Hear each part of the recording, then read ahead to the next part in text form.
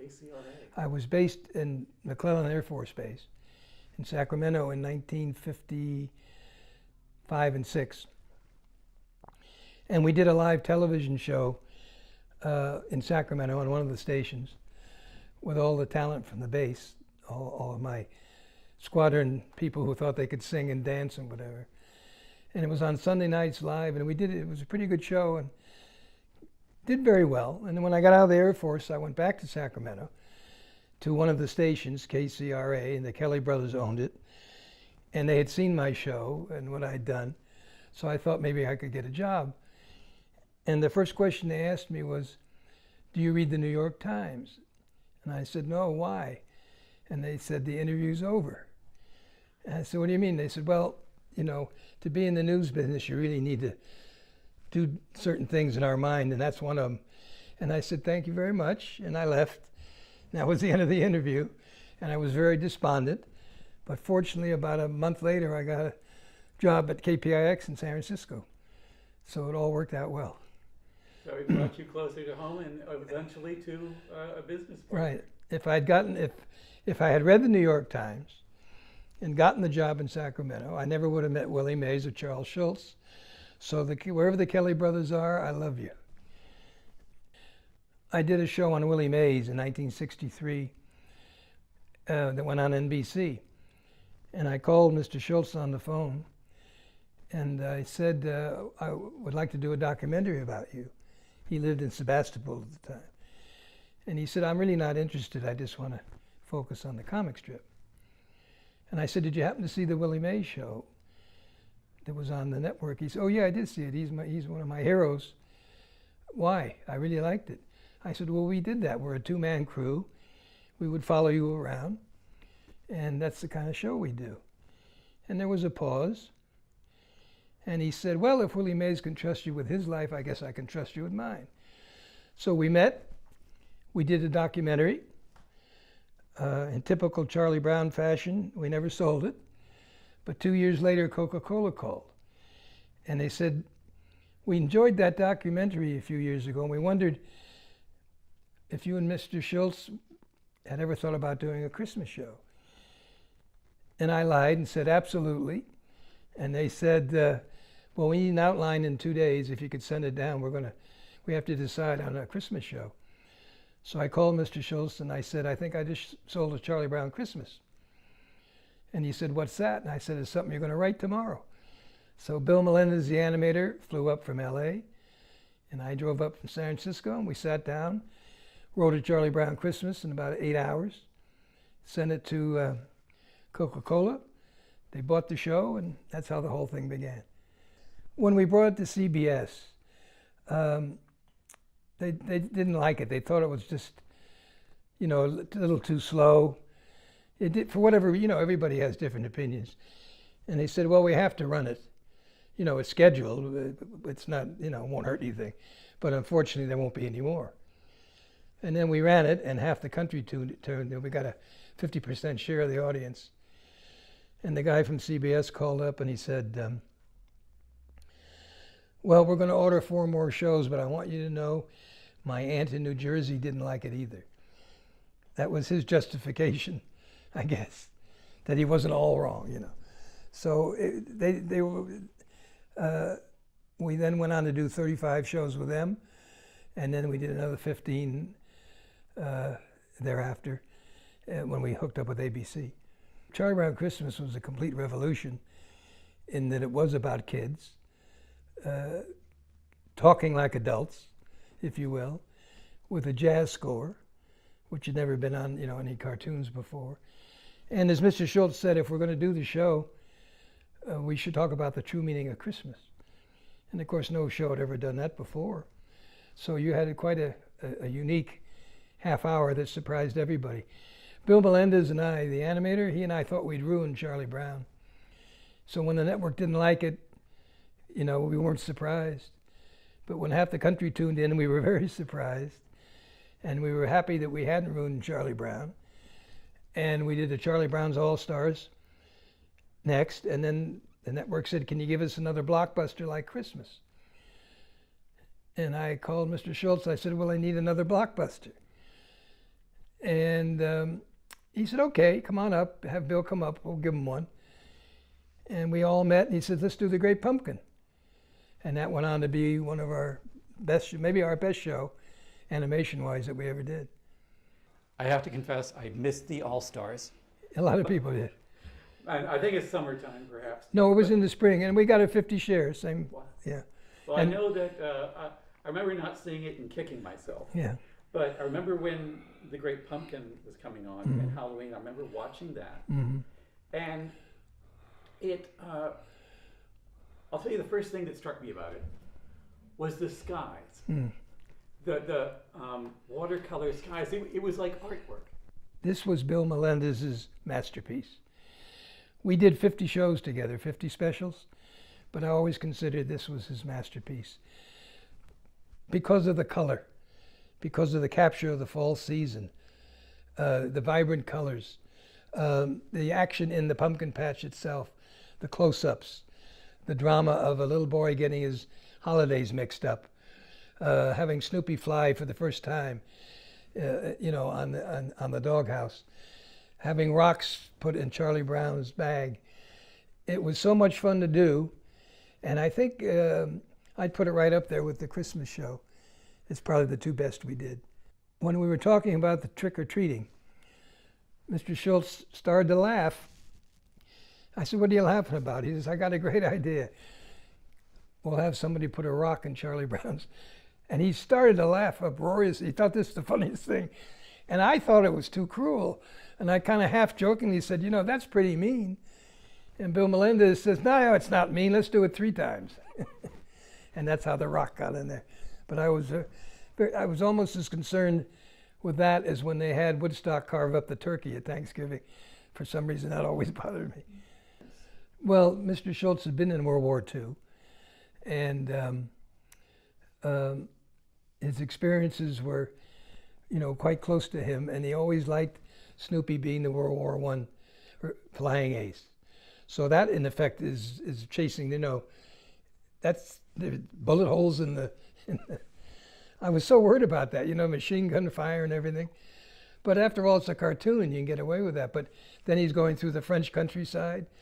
You have a mixture there of adult stuff and children's stuff at the same time. You can pick out what you want, which is why the jazz score was perfect, because the jazz appeals to both adults and kids. It's both extemporaneous and it's also very kid-like. So all of those things just came together like I guess they were meant to be. And I think that's why The Great Pumpkin, again, is one of the viewers' best or favorite shows. The obvious thing is that Linus has got his holidays mixed up, and Santa Claus and The Great Pumpkin mixed up, although it was a much deeper theme for Mr. Schulz. He lamented the fact that so many kids at Christmas didn't get anything or got maybe one toy and were so disappointed. And he was trying to say to everybody, you don't get what you want all the time. And you have to endure and just, be patient. And somehow he worked in the World War I flying ace into all this. Of course, because it's Halloween, you could pretend he was dressed up as as a flying ace. And that's how you could work the war stuff in there. But you're right, it's not something you would expect in a pumpkin or Christmas show either. Charles Schulz said, I never wrote for kids. The fact that these cartoons caught on, it was kind of a ancillary thing.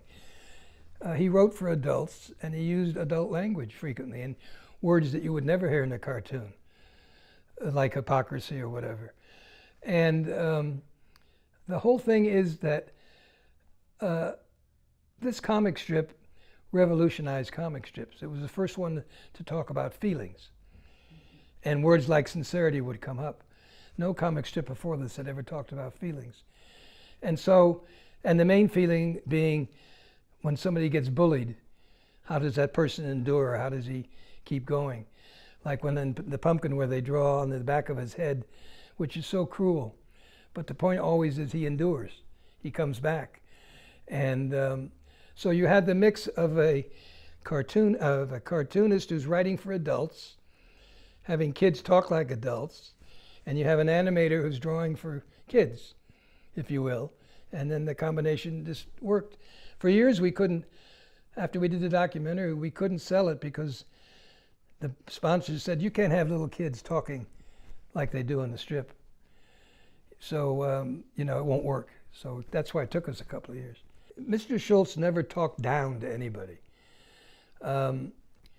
He was trying to show that in the kids' world there is a lot of goodness, but there's also a lot of bulliness.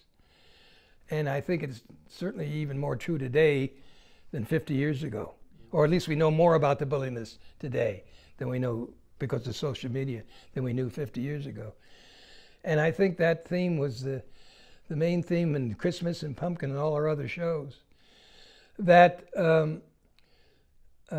bulliness is part of growing up, and learning how to endure and fight and overcome it is part of growing up, which is a pretty heavy message for a comic strip. And to make it funny along the way is genius. I mean, that's the only way you could, describe it. Well, it's kind of funny that you had Bill Melendez, the animator, who grew up in Sonora, Mexico, me from San Francisco, and Schulz from St. Paul, Minnesota. Now, Bill and I never would have put snow. I haven't seen snow here in 50 years. Bill and I wouldn't put snow in the show. But Mr. Schulz is from St. Paul, Minnesota. So he would put snow in the show. So that's why you get the Eastern influence there. And again, all of his philosophy, it's typical Midwestern philosophy that he draws upon, as many cartoonists did. In regard to the voices, we never thought we'd do more than the Christmas show and be done. We never realized we were going to be needing new voices for the next 20, 30, 40 years. So what we tried to do after the Christmas show was just match the original cast of Christmas. Now, we didn't have to do that with the Great Pumpkin. Except for Lucy, the same cast that was on Christmas was on the Great Pumpkin. We were very lucky. And every 2 years, I guess, after that, for half a century, we had to get a new cast. And we always tried to model it against the original cast as close as we could do it. We've used about 170 voices over 50 years. One of them became famous. A little girl came in at age 10 to play Sally, and she could sing unbelievably, and we even animated her singing. And she was Fergie, turned out 15 years later. On the Great Pumpkin, the little girl Sally, who's in the pumpkin patch screaming at Linus. We had done half the show, and one night, or the night after the recording, the mother of Sally called up and she said she's about to lose her tooth. And I said, so what? And she said, because she's going to lisp. I said, oh my God. So we called, it was in the afternoon, I guess it was, the studio if they could open up, and we rushed her up, and she finished that famous scene where she's yelling, I've been robbed, I've been robbed. It was over, her tooth fell out, and you couldn't understand a word after that. So that was the crisis from the Great Pumpkin. I think the reason that the comic strip and the television shows and the recent movie and the books and so forth have endured because Mr. Schulz always dealt with what I call eternal truths, much like a John Steinbeck or any of our great writers or painters, that what he believed was important 50 years ago to us is still important today. And that's his whole thing of overcoming bulliness, of being entertaining, whatever you want to call it. And I think that's why it's I can't believe it's 50 years, but you got to have something that's pretty pithy, or is it a lot of pith? I don't know what it is, to endure that long. And I think it goes back to the combination, mostly his philosophy, his humor, with a tip of the hat to the music, which I think is critical to its success, and especially, and most importantly, the animator, because the animator didn't try to cartoon everything up. Bill Melendez merely took the characters from the comic strip and moved them over here and had them move, and didn't try to embellish. So I think the combination of all those things, plus some wonderful little actors, ages 6 to 11, made the whole thing possible. We didn't think it would endure one broadcast, and it endured 50 years, so who knows. Back then, it was all done in LA by hand, and it took us about 6, 7 months to do each show. And we ended up doing 50 specials and a series of 18 shows separately. But back then it took 10,000 cells for a half hour, all hand painted and drawn. 5,000. I think that was 75,000 back then, yeah. Which to us was a lot of money in 1965, 66. So we were lucky when the network said, give us another blockbuster, that we had somebody who had written something called The Great Pumpkin that we could go right to.